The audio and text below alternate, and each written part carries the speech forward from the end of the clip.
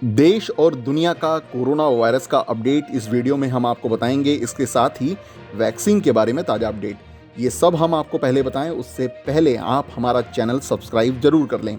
शुरू करते हैं भारत के अपडेट के साथ। देश में कोरोना वायरस के केस अब 95,71,000 के पार हो गए हैं। पिछले 24 घंटे में 36,594 नए केस सामने आए हैं। 540 लोगों की जान गई है। कोरोना वायरस से अब तक 1,39,188 लोग देश में जान गंवा चुके हैं। अब एक्टिव केस 4,16,082 रह गए हैं। कोरोना वायरस से पूरी तरह ठीक होने वाले लोगों की संख्या यानी डिस्चार्ज होने वाले लोगों की संख्या 90,16,289 हो गई है।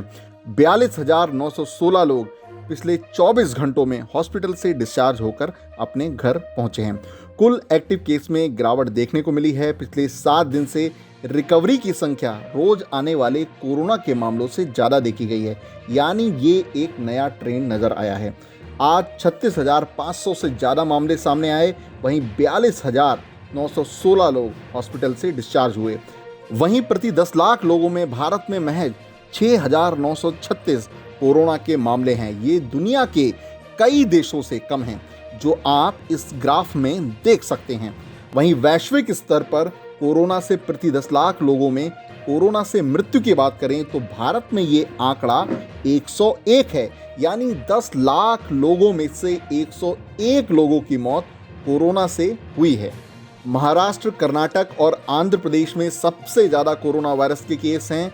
वहीं तमिलनाडु, केरल और यूपी में कोरोना वायरस के मामले बढ़े हैं। देश में कोरोना वायरस के बढ़ते मामलों के बीच आज प्रधानमंत्री नरेंद्र मोदी ने ऑल पार्टी मीटिंग में देश के नेताओं के साथ मंथन किया। प्रधानमंत्री मोदी ने कहा कि कोरोना वायरस का वैक्सीन जल्द आ जाएगा। इसके लिए देश के वैज्ञानिक जुटे हुए हैं। प्रधानमंत्री ने कहा कि सबसे पहले वैक्सीन हेल्थ केयर वर्कर और फ्रंट लाइन वर्कर्स को दिया जाएगा।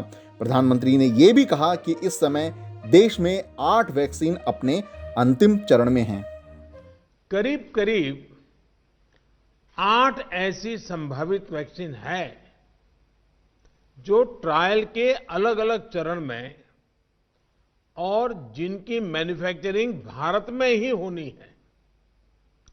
जैसा यहां चर्चा में भी बात आई, भारत की अपनी 3 अलग अलग वैक्सीन का ट्रायल अलग अलग चरणों में है। माना जा रहा है कि अगले कुछ हफ्तों में कोरोना की वैक्सीन तैयार हो जाएगी।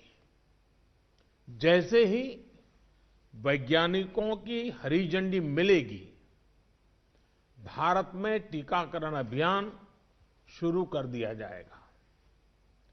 टीकाकरण के पहले चरण में किसे वैक्सीन लगेगी, इसे लेकर भी केंद्र सरकार राज्य सरकारों से मिले सुझावों के आधार पर काम कर रही है।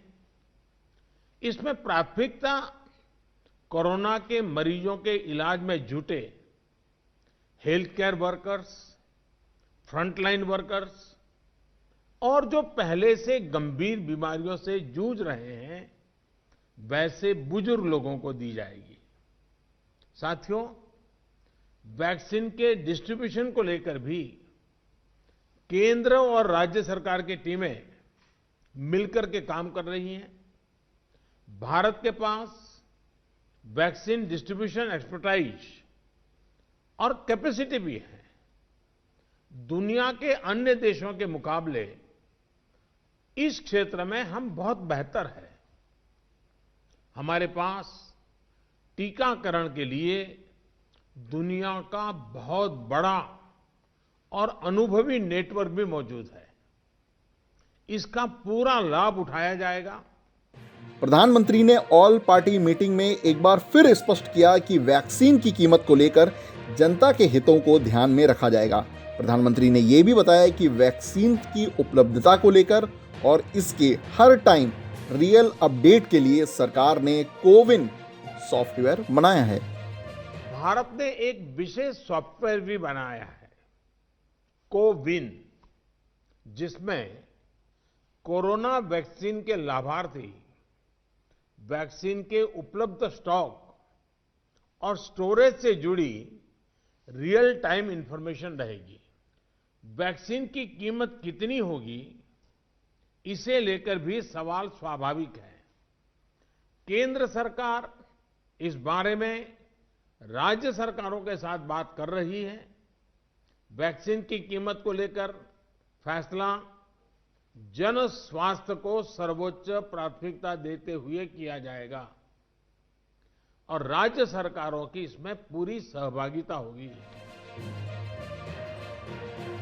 प्रधानमंत्री के कोरोना वायरस के वैक्सीन पर दिए गए भाषण के बाद बात करते हैं वैक्सीन से जुड़ी एक और खबर की। कोरोना वायरस का वैक्सीन बनाने में जुटी जायडस कैडिला कंपनी को drugs controller general of India ने तीसरे चरण के लिए अनुमति दे दी है। कंपनी का फेज 2 क्लिनिकल ट्रायल पिछले महीने ही खत्म हुआ है। अब तीसरे चरण के ट्रायल में 250 लोग होंगे। ये ट्रायल भारत में 20 से लेकर 25 सेंटर में होगा। अब जाते जाते बात कर लेते हैं कोरोना वायरस के ग्लोबल अपडेट की। दुनिया में कोरोना वायरस के अब तक 6 करोड़ 50 लाख से ज्यादा मामले सामने आ चुके हैं। वहीं 15 लाख लोगों की जान इस वायरस से दुनिया में गई है। कोरोना वायरस को महामारी विश्व स्वास्थ्य संगठन ने 11 मार्च को घोषित किया था।